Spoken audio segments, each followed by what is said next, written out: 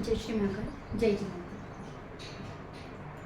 अब हम योग से वापस महादशा के श्लोक में आते हैं। ये हमारा 9 नंबर का श्लोक है। पापा यदि दशानाथा शुभानाम तदसयुजाम भुक्तयः पाप फल दास्त सयुक शुभ भुक्तय। पापा यदि दशानाथा मतलब पापी ग्रह की महादशा हो। पापा यदि दशानाथा यदि पापी ग्रह की महादशा हो, शुभानाम तद संयुजाम और शुभ ग्रह की अंतर्दशा हो। हमारे आगे के महादशा श्लोक में पहले थे कि योगकारी ग्रह की महादशा हो और उसमें मारक की अंतर्दशा हो और उन दोनों में संबंध हो तो वो कैसा फल करते हैं। उसके बाद शुभ ग्रह की महादशा में योगकारी ग्रह की अंतर्दशा हो या योगकारी ग्रह की महादशा में शुभ ग्रह की अंतर्दशा हो तो वो कैसे फल करते हैं। अब ये अगले श्लोक जो इस टाइप से है कि पापी ग्रह की महादशा हो और उसमें शुभ ग्रह की अंतर्दशा हो और शुभ ग्रह की यदि उसमें अंतर्दशा है तो उन दोनों का संबंध होना अनिवार्य है, क्योंकि पापी ग्रह का संबंध हो या ना हो तो भी वो अपना फल देता है, लेकिन शुभ ग्रह तभी फल देता है जब उसका उससे संबंध किसी अन्य ग्रह से संबंध हो या जिसकी महादशा चल रही है उससे उसका संबंध हो। तो पापा यदि दशा ना था शुभानाम तद संयुजाम भुक्तय पाप फल दास्त संयोग शुभ भुक्तय। यदि पापी ग्रह की महादशा हो और शुभ ग्रह की अंतर्दशा हो, भुक्तय शुभ ग्रह की अंतर्दशा हो और दोनों में क्या हो, संबंध हो, दोनों में संबंध हो तो वह कैसा फल करेगा, सामान्य, क्योंकि पापी महादशा है और उसमें शुभ ग्रह की अंतर्दशा है तो दोनों का अगर आपस में संबंध होगा तो सामान्य फल करेगा। और यदि शुभ ग्रह का पापी ग्रह की महादशा में संबंध नहीं है तो वह पापी फल प्रदान करता है। इसको हम इससे कुंडली से समझ लेते हैं। मान लो इसमें गुरु की महादशा है, क्योंकि गुरु इसका व्यय भाव का मालिक है और त्रिज्याय का मालिक है। अब वो कहाँ बैठा है कैसे, अब हम सिर्फ इसके भाव को देखकर बात कर रहे हैं। तो इसमें महादशा है हमारी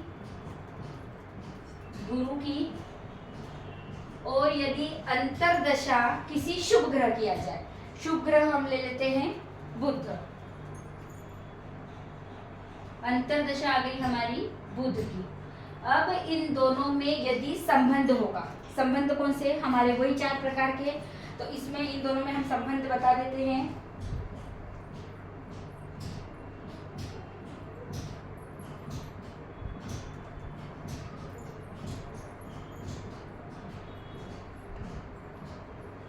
यहाँ गुरु और बुध का परस्पर दृष्टि संबंध है, तो इन दोनों का यदि संबंध है तो वह सामान्य फल देगा। लेकिन मान लो यदि बुध का संबंध नहीं है, बुध यहीं विराजित है या गुरु से वह संबंध नहीं बना रहा, तो इसकी दशा कैसी जाएगी, पापी जाएगी। उसको ही आगे बढ़ाया है, शुभ भुक्तय भवंती विश्व फलदा भुक्तयो योग कारिणो। ये था हमारा पापी ग्रह की महादशा हो और शुभ ग्रह की अंतर्दशा। अब आगे बढ़ाया है पापा यदि दशा ना था मतलब पापी ग्रह की महादशा हो और अंतर्दशा किसी योगकारी ग्रह की आ जाए, भवंती मिश्र फलदा, और इन दोनों में क्या हो, संबंध हो, इसका और इनका क्या हो, आपस में संबंध हो, तो वो कैसा फल करेगा, मिश्र फल करेगा। न तो वो पापी फल करेगा न वो शुभ फल करेगा, मिश्र फल करेगा। अत्यंत पाप फलदा भवंती तदस संयुजा। यदि इनमें संबंध ना हो, किसमें ना हो, पापी ग्रह की महादशा में योगकारी ग्रह की अंतर्दशा का, और इन दोनों का आपस में संबंध ना हो तो सिर्फ ये जो महादशा का मालिक है वह अत्यंत पाप फल प्रदान करेगा, वही अपना फल प्रदान करेगा। जैसा वह कुंडली में होगा वैसा वह फल प्रदान करेगा। ज्यादा पापी होगा ज्यादा पापी, जैसा वह होगा वैसा वह फल करेगा। अब इसको आगे कुंडली से ऐसे समझ लो, योग महादशा आपकी वही मान लो गुरु की, वही पापी ग्रह की, लेकिन अंतर्दशा किसी योगकारी ग्रह की आ जाए। अब इसमें योगकारी ग्रह कौन दिख रहा है, जो ग्रह त्रिकोण व केंद्र का मालिक होता है वह योगकारी कहलाता है। तो शुक्र की अंतर्दशा जाए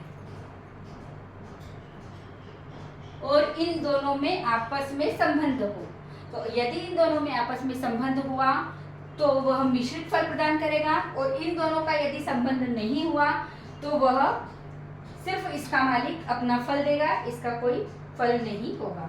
अब मान लो इनका संबंध बन जाए, गुरु और शुक्र दोनों एक ही राशि में विराजित हो जाए, ये हो गया आपका युति संबंध। और ये हुआ तो वह मिश्रित फल होगा। लेकिन मान लो यहाँ शुक्र नहीं है,